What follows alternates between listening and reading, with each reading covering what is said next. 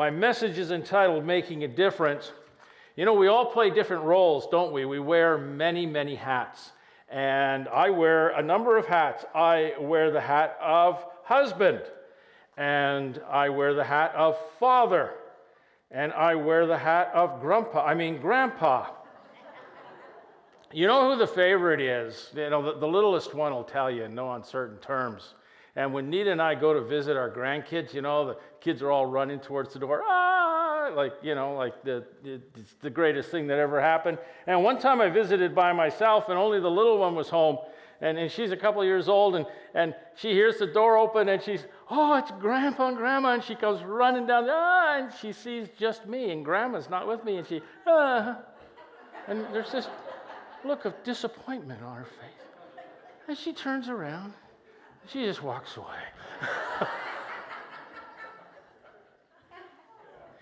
But I'm still Grandpa to her. I also you wear the role of the role at home.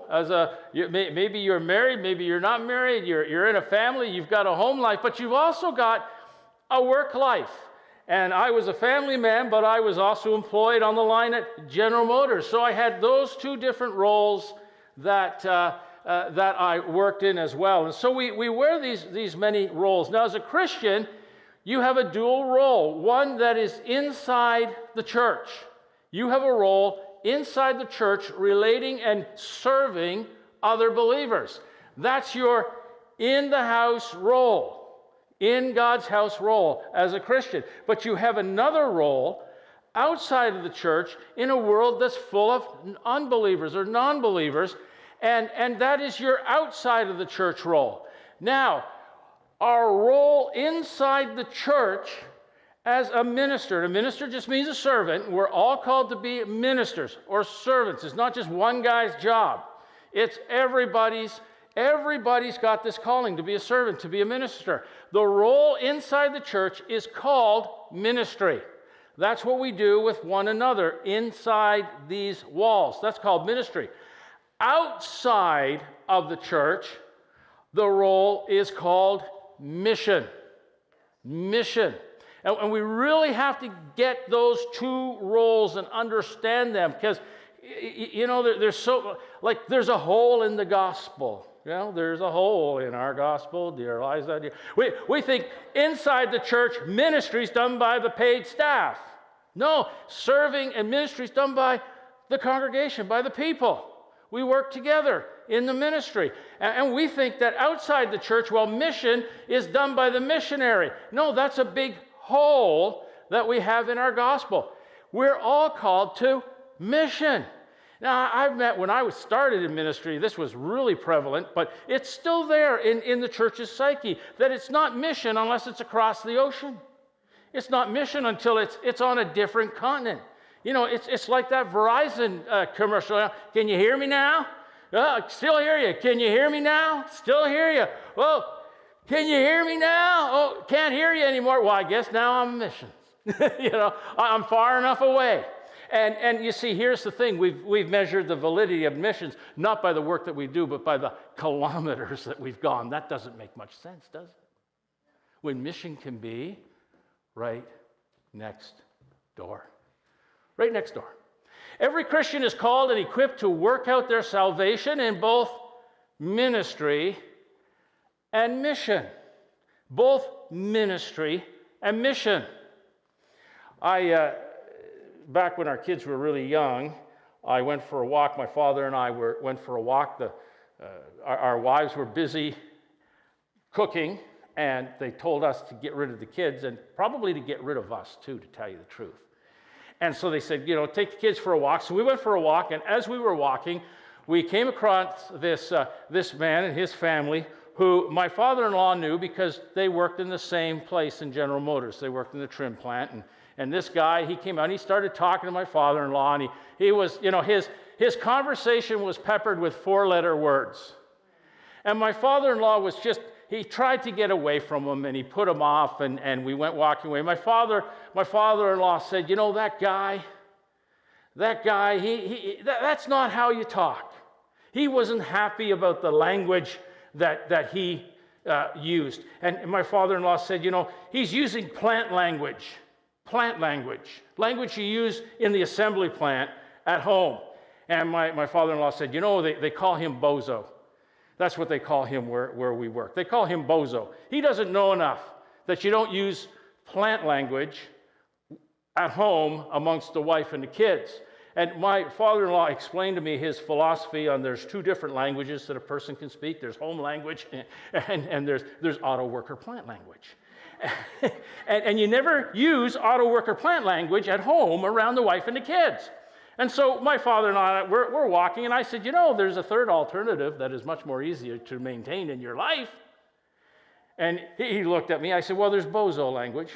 And that's where you bring the worst from the auto plant into the home and you use it with your wife and your kids. You're a bozo. I agree with you. But then what you're suggesting is that I be two different people, a person at home that my wife and kids know, and then somebody outside of the home that they don't know. And you see, when your character breaks down and separates into two people like that, what happens is it's no longer you who is in charge, but the environment you're in. As whatever environment you walk into, you just find out what it's like and change your character to fit in. And your character is fragmented, it's broken, and it's unreliable. I said, here's the third one. The third one is the best one, and that is integrity. Having a character that doesn't change with your environment. Your character and who you are stays strong and doesn't break down when you're in an environment that's always changing. You are who you are, and you're the person at home, you're the same person in the plant. So in ministry and missions, listen, this is important. It comes natural. And I want to underline that word natural because people think, I have to work so hard at serving. I have to work so hard at ministry. I have to work so hard at mission. No, it comes natural when you keep your character intact and have integrity. I'll tell you what Mission Impossible is. Mission Impossible is trying to be a light in the world with a character that does not hold together when you are out in the world. That is Mission Impossible. So missions needs to be seen in our life outside the church when we're surrounded by non-believers. And that outside the church might not be across the ocean. It might be right at home. You're waiting for you at home when you get home. We have people like that in our church. At home is a mission field. In their families or their friends or their work or their social environment and their community, wherever they are, wherever there are non-believers, that's mission. And that's where your mission is found. So the big idea here is we're called to both ministry and missions as we serve Jesus. Now we've looked at Philippians chapter 2 in a very different lens than maybe what we usually would look at it. And we've looked at the first part where Paul tells us to serve one another and be servants to one another, put other people's needs in front of our own, and to put Jesus first. And then Paul takes us to, shows us what Jesus was like and that we should be like him, that he came from heaven, he emptied himself, he died on the cross to serve us. And in the same way, we're to serve like him. And if we will humble ourselves, then God will exalt us. And Paul says, and last week I talked about, then we need to take these two principles and we need to work it out in our salvation as serving and ministering to one another. And now at the very end of this chapter, Paul, he's thinking about the Philippians, and he's thinking about how they have ministered to him and how he's going to help them. And there's two guys that come to mind. Timothy and Epaphroditus. And he takes these two guys. One represents ministry. Timothy represents ministry. And Epaphroditus represents missions. And he shows us how these two guys are going to come. They're going to bring these elements to the church in Philippi. So first of all, is Timothy that represents ministry inside the church. So Philippians chapter 2, verse 19 to 24, I hope in the Lord Jesus Christ to send Timothy to you soon, that I may be cheered when I receive news about you. I have no one else like him who will show genuine concern for your welfare. For everyone looks out for their own interests, not those of Jesus Christ. But you know that Timothy has proven himself, because as a son with his father, he has served with me in the work of the gospel. I hope, therefore, to send him as soon as I see how things go with me. I am confident in the Lord that I myself will come soon. Paul sends Timothy to serve in the church, in ministry, alongside the Christians in Philippi. They were called to serve others in the assembly, and we are called to serve one another in our church. The local church is not just a place where we receive, it is a place where we give and we serve others in ministry. Now, there's some things that Timothy has that qualify him for this, and one of those is that he is other people centered. He is other people centered. Verse 20 says, I have no one else like him who will show genuine concern for your welfare. Barclay writes, Timothy's great quality was that he was always willing to go anywhere, and in his hands a message was safe as if Paul had delivered it himself. Paul says, I trust this guy. Timothy's heart was for the people and would put people's welfare above his own needs. In previous messages, we talked about verses 3 and 4 of chapter 2, where Paul says, do nothing out of selfish ambition or vain conceit. Rather, in humility, value others above yourselves, not looking to your own interests, but each of you to the interests of others. So genuine serving is not about us, and we can't make it about us. And oftentimes we do make it about us, but then we're off-center when that happens. It's always others-centered. So, for example, if you're serving in children's ministry, it's children-centered. It's centered on the children. If you're serving in greeting, then it's centered on those who are coming into the church and the guests. That's what it's centered on. If you are in the cafe, it's serving refreshment for people to fellowship around. That's the center there. If you're on the worship team, it's centered on bringing the congregation into an environment where they can worship God. It's not centered on how professional you are. It's centered on whether or not people can connect and join in with the worship and the glorifying God together. Serving in ministry is others-focused. It's on the welfare of others. When I began pastoring on my own, a senior pastor, I was in a small church in London. A person confronted me after service one week, dissatisfied with our church. I wanted to know what it was that was bothering him and what his suggestion was to fix it. And he said to me, I need to preach.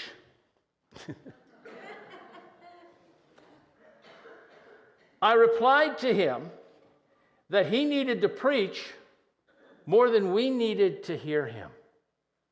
See, in his mind, serving was a means to getting noticed, to being empowered, to being affirmed by other people. It was centered on his ego. And that is a good reason why he should never, ever have been able or allowed to preach. Because it wasn't about the people hearing him. It was all about him. He wasn't serving in humility, meeting the needs of others, but rather serving to get himself puffed up. Humility becomes the greatest requirement of serving others in ministry, in the church, as we relate and work with each other. Humility will keep you focused on the primary thing, what's important.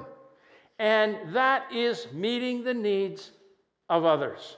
Matthew 23, verse 11 and 12 says, the greatest among you will be your servant. There it is.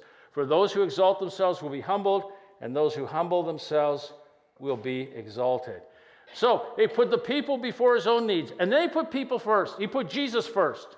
Jesus was the center. Philippians 1:7, Paul writes and says this, some people preach Christ out of selfish ambition and not sincerity. Do you think there's people that are doing that today? Selfish ambition and not sincerity? Absolutely. Sure. You know what? There has been ever since Jesus died, there were people that thought, hey, I can make some bucks out of this. I can really get something out of this. Here's the problem, that we don't see the heart. So oftentimes we can't judge that except by their fruit. Often when our staff get together and talk about ministry and church strategy, they talk about putting it in the context of reaching people for Jesus, salvation, discipleship.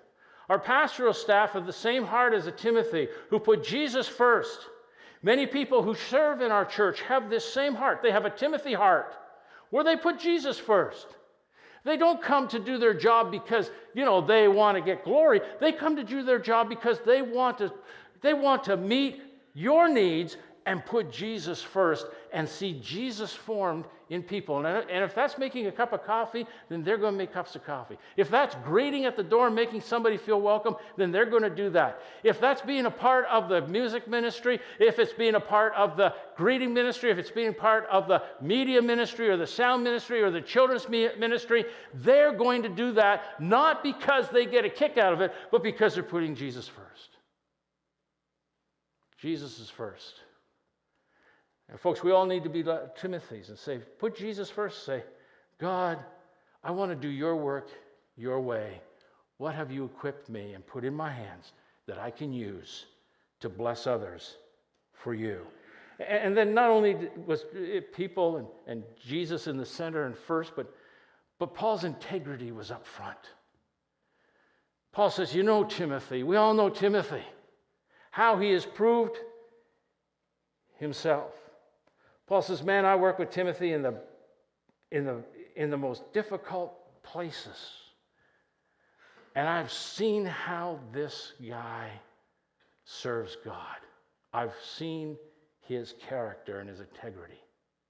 How important do you think character and integrity are in serving others for Jesus? How important is that?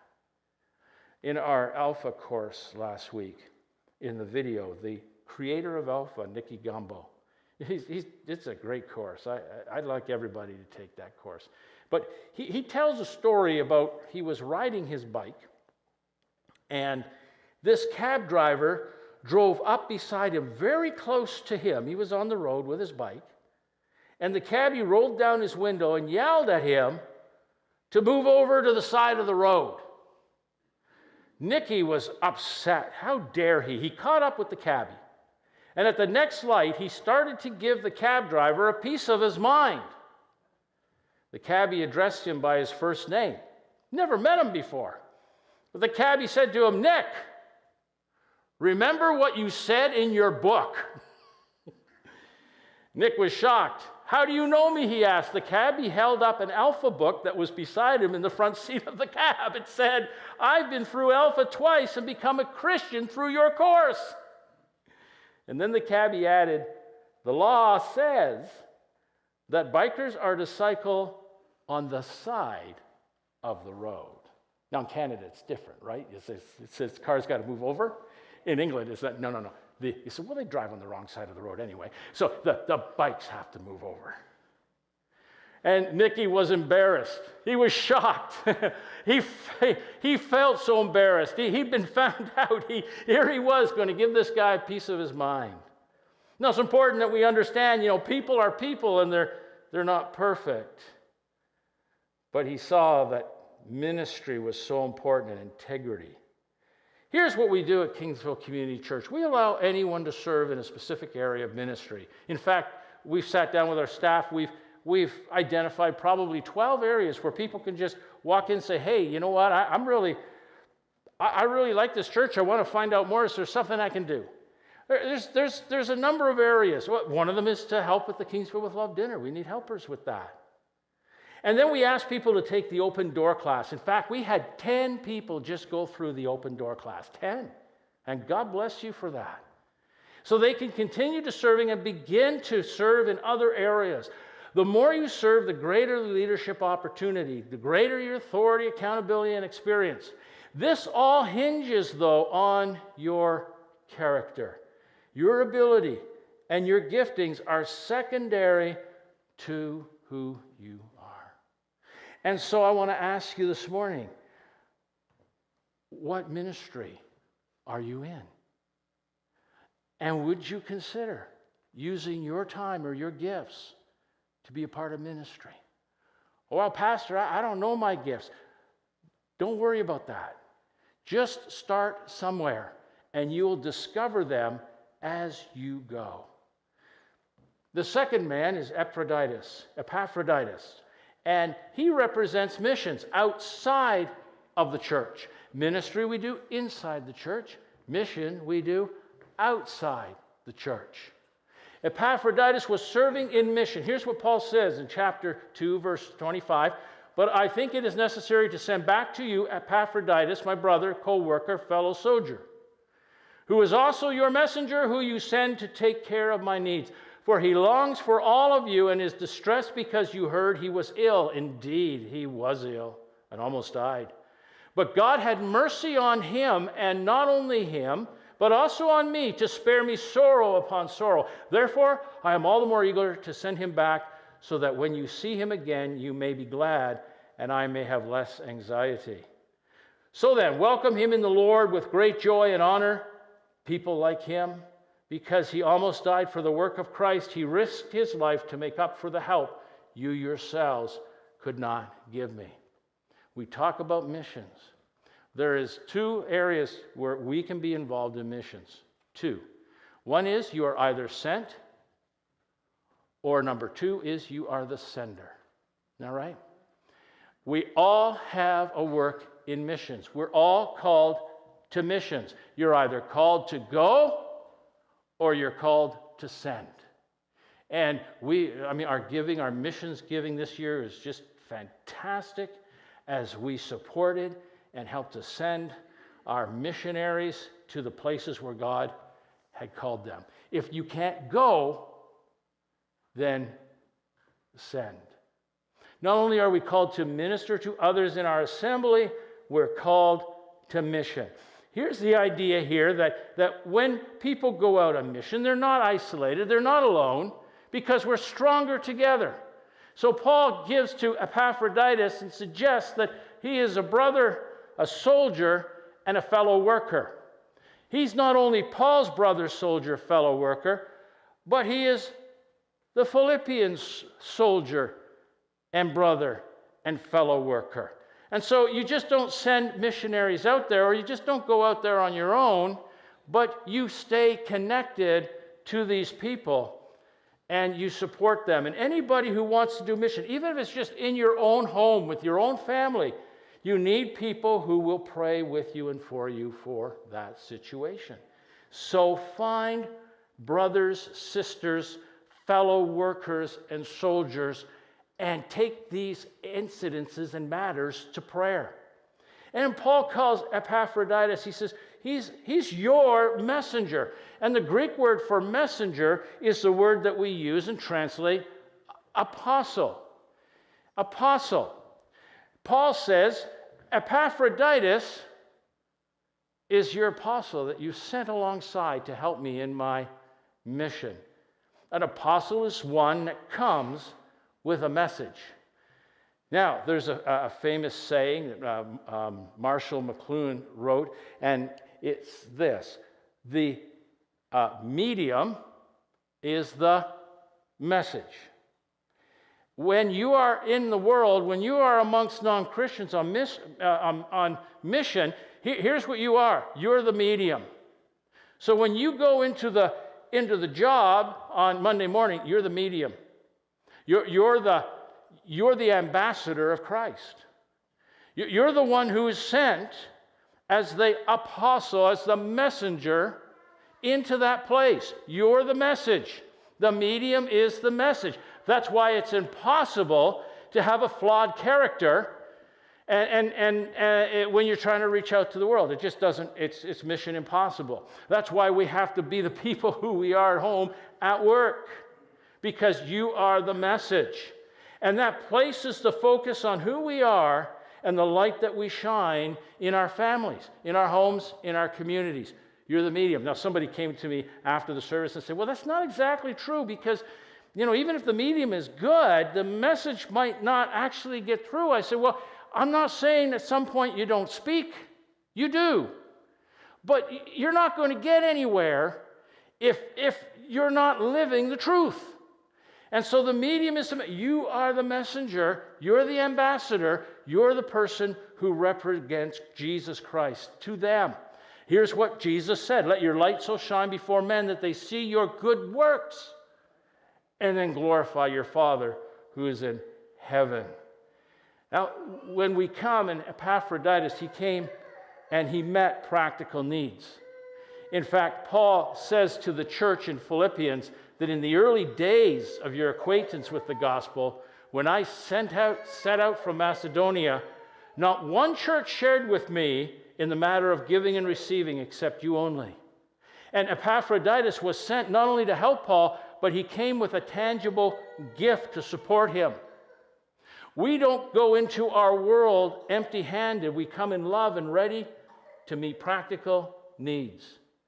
Everyone in missions and missionaries know this.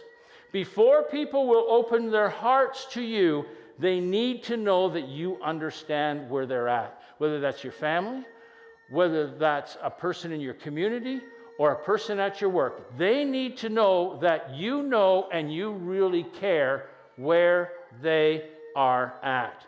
We help our missionaries do this with the shoe boxes.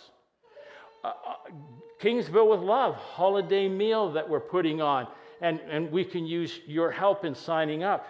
People are coming into the office already, and they're asking to be signed up. We haven't even put out our advertising. It's nowhere out there. But they're already asking if they can sign up.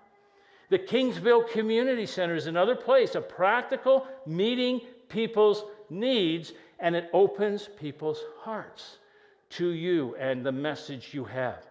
I had two interesting conversations this week with two people. One person, it was yesterday, and people were coming in for the funeral, but this guy came in and he had shoe boxes. And he wanted to know where to put them.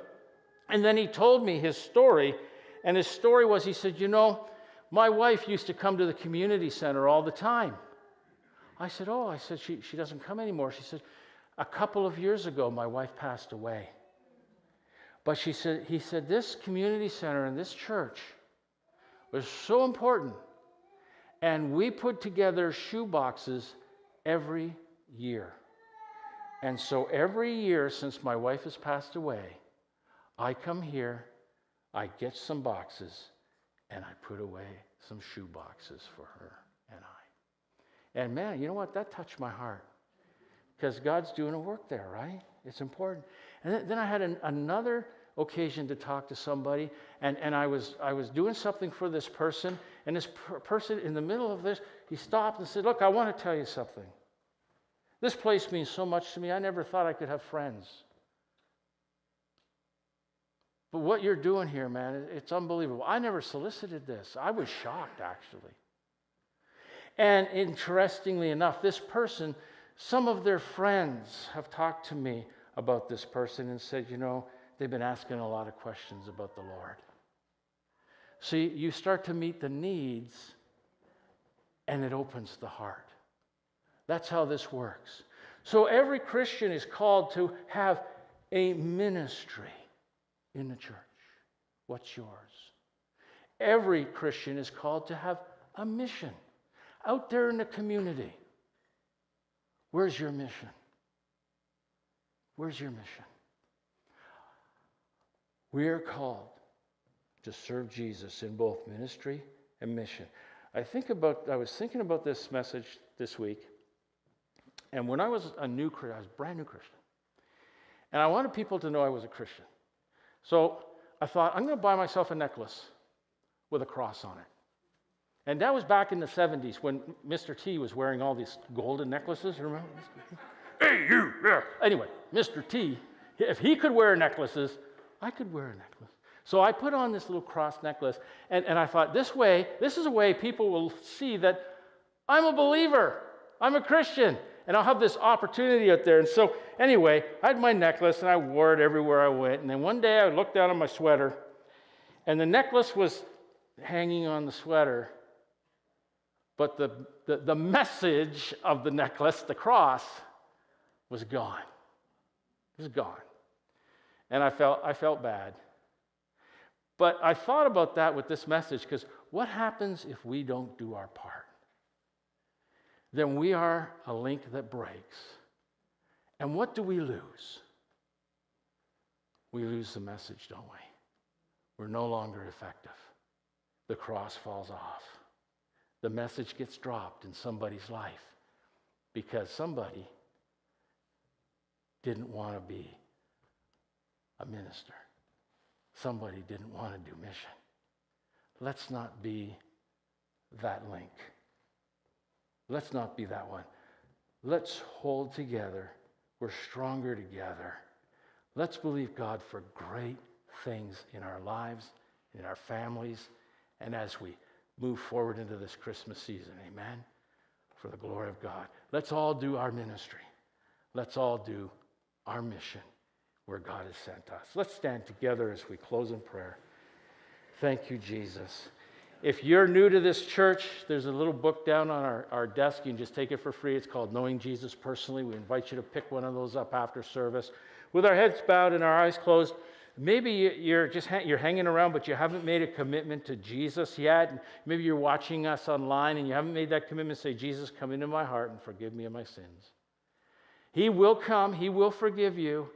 And he will help you, transform you, and he'll start you on a new life.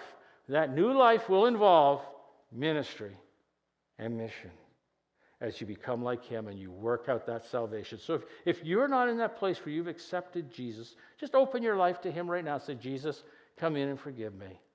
Maybe you're serving God, you're coming to our church, but you're not involved in ministry. You're not involved in mission. Say, Lord, please help me to walk through that door to begin to be used by you for your glory. In my home, in my family, as a mission, in my church, as a ministry, Lord, show me where I can serve you for your glory. In Jesus' name. And everybody said, amen. God bless you. Have a great and wonderful day.